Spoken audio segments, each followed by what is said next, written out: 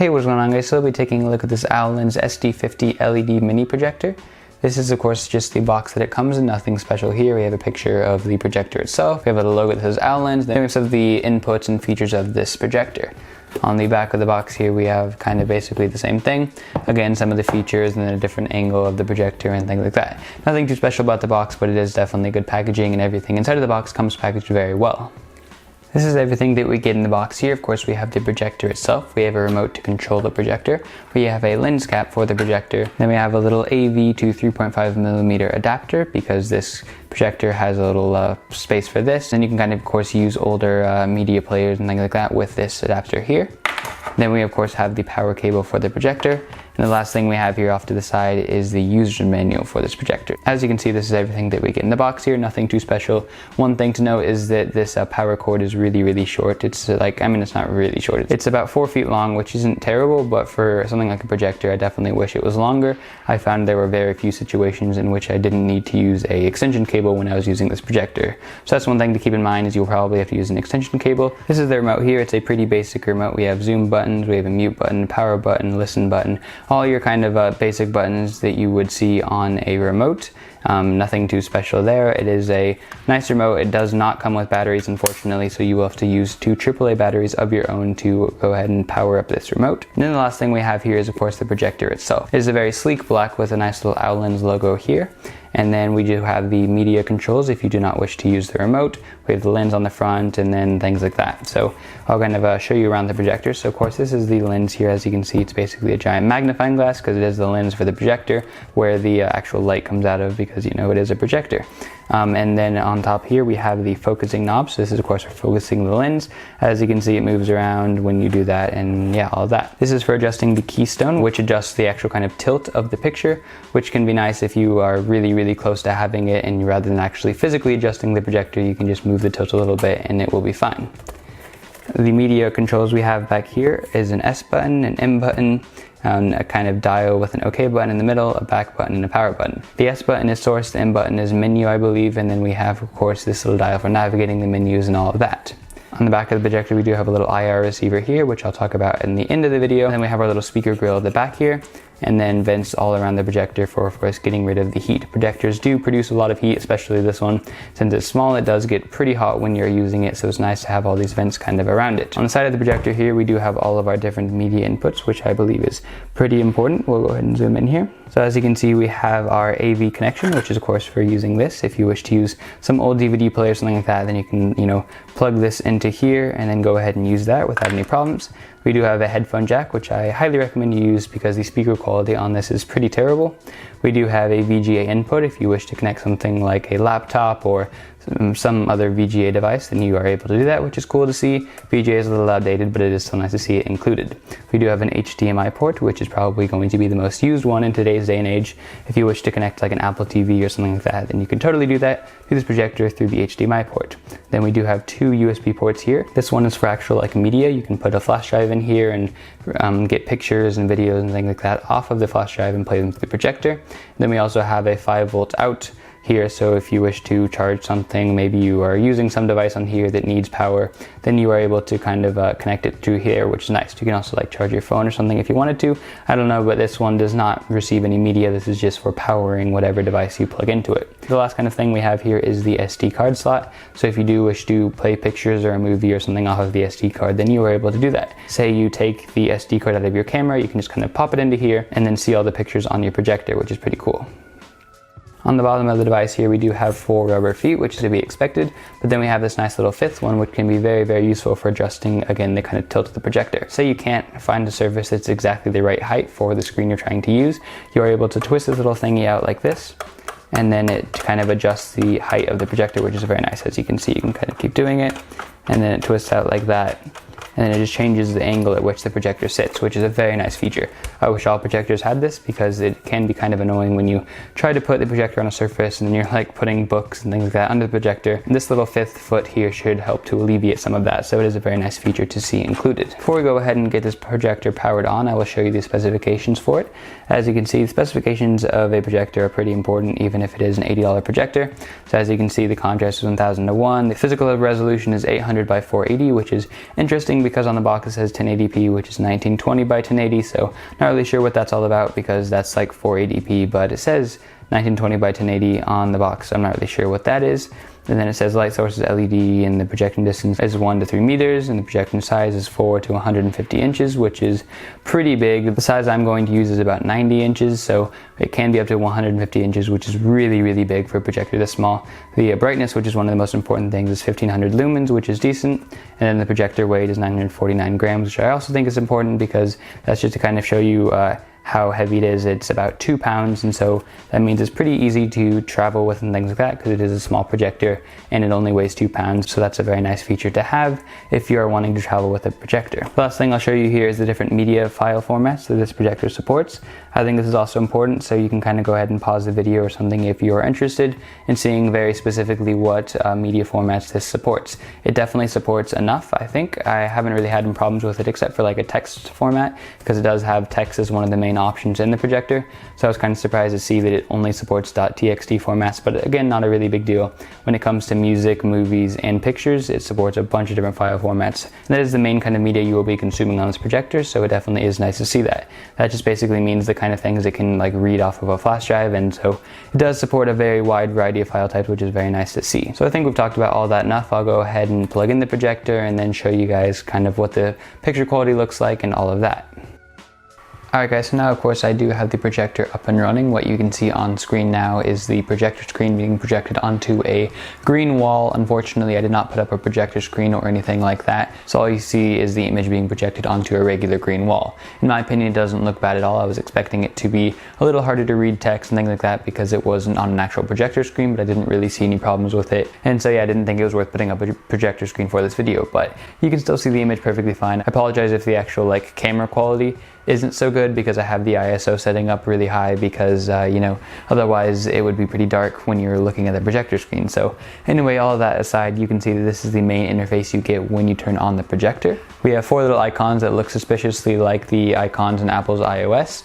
As you can see, we have a photo in the top left, then we have music in the top right, and then we have text down here, and then movie to the bottom left. And the far left-hand side, we have a little thing that says USB 2.0, and that is the current media that we have plugged into the projector. So if I go ahead and click on photos, music, movie, or text, it will show me all the media that is on that USB 2.0 device. It is technically a USB 3.0 flash drive, but this projector only supports USB 2.0, so that is what it is recognized as. If you were to plug in something like an Apple TV or something like that, then it would show up as like an HDMI device over there, or whatever you have plugged in shows up over there, and then you can kind of use the input button to switch between the devices that you have connected to the projector. So anyway, if we go ahead and click on photo here, as you can see it says the flash drive that's there, and then we can click on this folder called test photos, which I put on the flash drive for this demonstration, and then we go ahead and click on test photos, and you can see it says up one folder, or we have all these things here, which are the 6 images that I put on the flash drive. So if we go ahead and hover over one of the pictures, it'll kind of show you a preview of the picture like this. It'll show you the resolution, the size, the date, and the time that it was taken. It does that for all the pictures, but then if we go ahead and actually push the play button, if we go ahead and actually push the play button, when we are hovering over the picture, we can just do that. And then it will say loading for a second, and it will show you the image in the full screen like this. And it will also actually start a little slideshow. It adds its own transitions and things like that. And it will go through all of your photos that are in that current folder, and it will display them on the projector screen, which is very nice. So if you want to bring people over and, I don't know, show them all your pictures on this projector, you can do that simply by plugging the flash drive into the projector, and then you will be able to see all your pictures on the big screen. As you can see, the transitions are a little laggy, but that is not the fault of the projector. That is simply the flash drive I have plugged in because it's a pretty slow flash drive. Like I said, it's USB 3.0, but it's a very, very slow flash drive, and so I've used other flash drives with it and I haven't had that problem. So it's just the flash drive that's slow, not the projector that's slow when it comes to the transitions. To exit this slideshow, we can simply push the little exit button on the remote, and then once we're there, we can press it again, and we keep pushing the exit button, then we get back to the main screen. I do have a TV episode, so we'll go ahead and click on that here, and click on the flash drive again, and it says test photos, but if we click on that, it will show nothing because it's looking for movies and video files. But if we go ahead and click on it again, and you can see this, it's an episode of How to Get Away with Murder, Season 2, Episode 2. So if we go ahead and click on that with the OK button, it just kind of selects it, and I'm really not sure what that does because selecting it doesn't do much. But if we go ahead and actually push the play button while we're hovering over it, then we'll start playing it, as you can see. It says you can resume play or go back. And so we can resume play, and yes, and then it will go back to where we were when we were resuming play. That episode of How to Get Away with Murder was an MKV file, so as you can see it works with MKV files. It also works with a bunch of other kind of video file types, which is very useful because if you have them in a wide variety of types on the flash drive, when you plug them into the projector, they will all be supported, which is very nice to see. But as you saw when I played the video, it was kind of hard to see some things, and that's just because I'm in a pretty lit room right now. Obviously all the lights are off, but I have 3 pretty big windows, so there's quite a bit of light in the room right now, and so that makes it kind of hard to see really black things, because as you saw in the episode of How to Get Away with Murder, it was nighttime, and so it was kind of hard to see just the characters and all that because it was nighttime, therefore it was a dark scene. If you did watch the movie at night, so you had no light coming through your windows and no lights on or anything like that, you would be able to see the dark scenes perfectly fine, but it is a pretty mini cheap projector, so during the daytime, seeing super dark night scenes might be kind of difficult. As for the overall image quality, however, I was definitely impressed and surprised. This right now is about a 90-inch screen, which is about 7.5 feet, and as you can see, you can still kind of read the text and things like that. You might not be able to on camera, but I'm right now standing about 15 feet away from the 90-inch screen, and I can read everything perfectly. The text right now is probably about like an inch tall, but it's not pixelated enough for anything that I'm not able to read it. I'll kind of show you an example here, and as you can see, it does display the text up there. It says this is font size 12 in Times New Roman, and it says this is font size 14, but of course all the font sizes are the same because this projector only supports .txt files, which doesn't support different font sizes. I tried to put a PDF, I tried to put like an ebook file, I tried to put a Microsoft Word document, all on the flash drive, but the only one that the projector recognizes is the .txt file. So that's not a huge deal because if you want to put something on the projector, just put it in a .txt, but you are pretty limited in the kind of fonts and font styles and colors and all of that. But this is a very basic display, and as you can see, you are able to read the text. I'm able to read it from, again, standing about 15 feet away, and the screen is currently 90 inches big, which is a pretty good size for this small of a projector. I was definitely surprised to see how big you could make the actual screen. From here, if we push the menu button, you can see that we can change some of the settings of the projector. The first setting we have here is the picture mode. If we go ahead and click on that, you can see that you can choose between standard, mild, user, which means you can select whatever you want, dynamic, or any of that. I'm not really sure what the differences are. I didn't see huge differences in them, but I'm just going to go ahead and leave it on standard.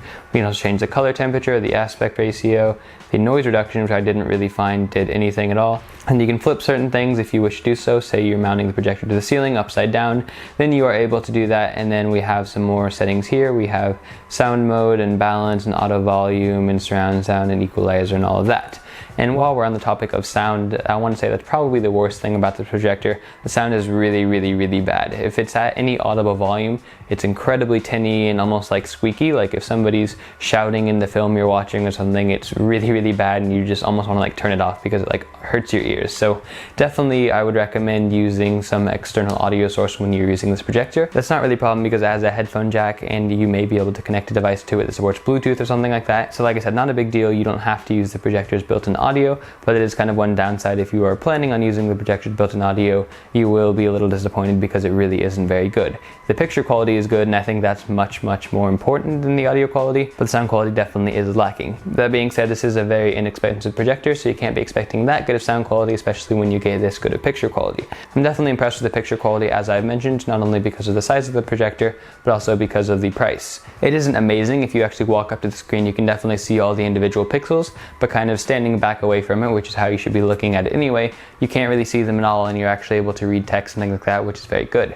I have other projectors that are maybe double the price of this, which still is a pretty cheap projector, but they're about double the price and the same size as this projector, and you can't read text on them or anything like that. Watching movies is okay because you can kind of make out what's happening, but you can't read text, and that makes menus and things like that very difficult. It's not a problem I had with this projector, and I'm very happy to be able to say that. Like I said, right now we have a USB flash drive connected to the projector, but if you wanted to connect something like an Apple TV, that wouldn't be a problem at all because it has an Hdmi port, so you would just connect the Apple TV to the projector, and then you'd be able to use the Apple TV through the projector and all of that. You can totally connect whatever you want. It even has a VGA input if you want to connect something like your computer. It does have quite a bit of options as for what you can connect to the projector, which is always good to see. Alright guys, so I think that is pretty much it for this projector from Owlenz. Like I said, the only two things that I really don't like about this projector is one, the sound quality, because like I said, it's really tinny and doesn't sound very good at all, but I guess it's kind of to be expected, so it's not necessarily something that should be that surprising, but definitely it's something to keep in mind that you will have to probably use an external audio source when you're using this projector. The only other thing I can really think of is this little IR receiver on the back here. is very, very picky about kind of which direction it will receive the signal from. As you can see, it's on the back here, which is good. I mean, it should be on the back of the projector, but you do have to be standing behind the projector to actually use the remote.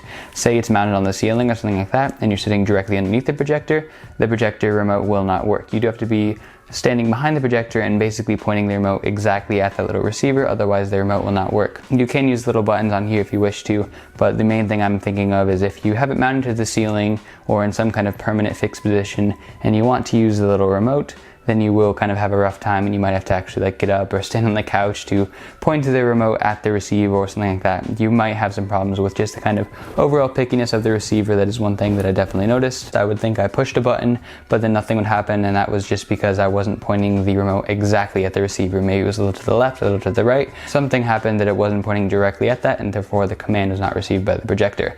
Not a big deal. It's just kind of something to get used to, I guess, but it can be annoying when you try to do something with the remote and then it doesn't actually work on the projector. You can of course get used to it, like I said, and for the $80 price point I'm really not complaining about the two kind of small things that I don't like about it. You can solve both of these problems really easily. It's not like the picture quality is the problem is the sound quality, which you can of course fix, and then the fact that the receiver on the back is pretty specific and picky, and that's just kind of annoying. It's not really a big problem necessarily. So overall, this is definitely a good projector for the price. I'm really impressed for the quality, the amount of inputs it has, the amount of file types it accepts, and just the picture quality overall. I definitely thought it would be worse. I was expecting it to be decent, like I said, but I mean, I spanned the screen to 90 inches and it was still very usable and things like that. And that's coming from a 4K TV user, so I'm not disappointed with this at all. For the $80 price point, I definitely would recommend it. If you are on a budget for a projector, I mean, I would probably not recommend a projector like this overall. I would recommend just maybe, I don't know, spending like $300 or $400 on a projector and just kind of saving up and waiting, because you can get a much better projector for that price. But if $80 is the price you want to spend on a projector, this definitely is not a bad option at all. So anyway, thank you guys very much for watching this review of this Owlenz SD50 Plus LED Movie Mini Projector. If you wish to purchase the product, of course the link will be in the description, as it always is. And if you enjoyed this video, then a like rating is always appreciated. If you saw something in the video that I can improve upon or something like that, feel free to leave a comment below, because I'm always looking to improve my videos. Anyway, this has been Jordan for Joe Reviews. Thank you guys for watching, and I'll see you in my next review.